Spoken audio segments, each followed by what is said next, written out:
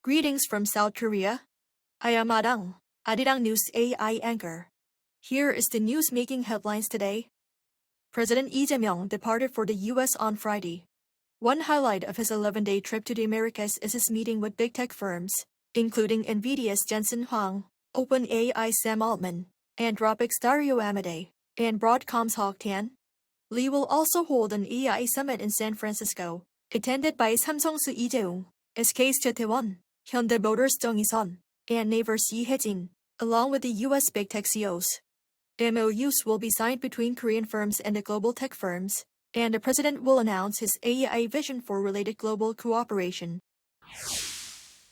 The Trump administration has announced its final decision to impose tariffs of up to 12.5% on imports from South Korea, Japan, and dozens of other trading partners over concerns that they have not done enough to prevent goods made with forced labor from entering their markets.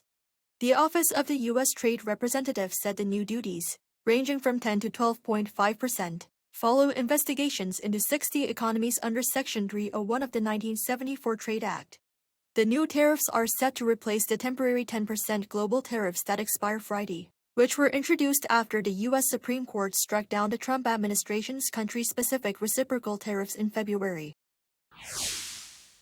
The Ministry of Trade, Industry and Resources said Friday that Washington has confirmed it will respect the agreed 15% tariff cap, with ongoing U.S. investigations into structural overcapacity expected to trigger further duties, where foreign governments subsidize factories to produce far more goods than the market demands.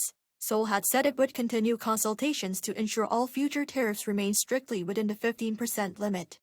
Korea notes that both sides share the understanding that their tariff agreement should be respected, even as Washington targets 60 countries with forced labor tariffs. Korea had previously secured a 15% rate, down from 25%, through a trade deal with the U.S. last year.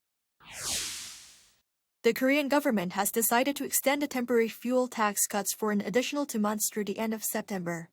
According to the Ministry of Finance and Economy on Friday, the current reduction rates for fuel taxes, which were originally set to expire at the end of this month, will remain unchanged. By fuel type, the rates are 15% for gasoline and 25% for diesel and butane through September. Officials explained that they decided to keep the tax reduction buffer in place, taking into account the geopolitical tensions in the Middle East. U.S. President Donald Trump is warning of an unprecedented military attack against Iran as regional tensions escalate. In an interview with Axios released on Thursday local time, Trump stated he is close to a decision on strikes that would be bigger than ever before. He noted that while Israel would join immediately if asked, the U.S. is capable of acting alone. This comes as the U.S. House passed a resolution requiring congressional approval for war with Iran. Meanwhile, a Reuters exclusive reports that Tehran is actively strengthening its Houthi allies in Yemen.